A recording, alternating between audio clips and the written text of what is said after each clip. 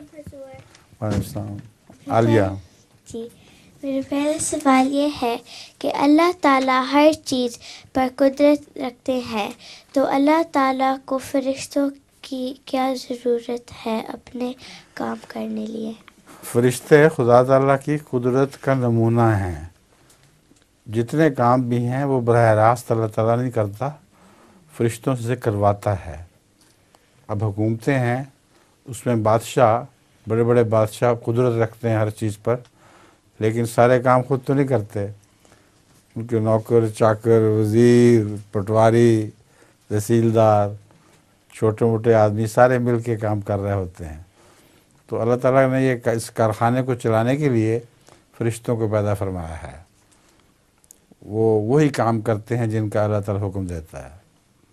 جزاک اللہ حضور، میرے پاس ایک پہیلی ہے. پہیلی ہوتی ہے تمہارے پاس؟ لطیفہ کبھی نہیں ہوا. ہاں سناؤ. دیکھا ہم نے ریشم جیسا، لیکن ہے وہ ایسا ویسا، ہاتھ میں آ کر کھویا جائے، وہ پہنا نہ دھویا جائے. وہ کیا ہوا؟ پہنا نہ دھویا جائے. پھیلانا کیا مطلب؟ اگر پہنا نہ تو اس کا ناک پھیلا ہوا ہو؟ پھیلا ناک ہے؟ پہنا نہ ہیں؟ ہاتھ میں آ کر کھویا جائے، وہ پہنا نہ دھویا جائے. پہنا نہ پہنا نہ ہو دھویا نہ جائے. ہاں نہ جی، ہی دھویا پہنا جائے. بھی نہ جائے اور دھویا بھی نہ جائے. اچھا، بڑی مشکل پہیلی ہے تمہاری. فائدہ تم سنایا کرتی، مان لی تم بناؤ. تمہیں آتا ہے؟ کسی کو آتا ہے؟ ساری کلاس میں سے کسی کو پتا ہے یہ کیا پہیلی ہے؟ کہاں سے لاتی ہو ایسی مشکل پہیلیاں تم؟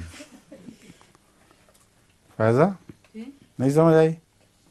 اچھا ہم ہار گئے، آپ بتا دیں. مکڑی کا جالا.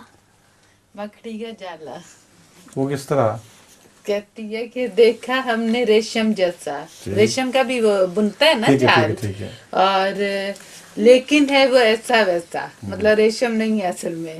ہاتھ میں آ کر کھویا جائے، ہاتھ لگاؤ تو وہ ٹوٹ جاتا ہے نا. اور وہ پہنا یا نہ دھویا جائے، مطلب ریشم تو آپ پہنتے بھی ہیں دھوتے بھی ہیں، تو وہ مکڑی کا جالا. اچھا جی، شکریہ.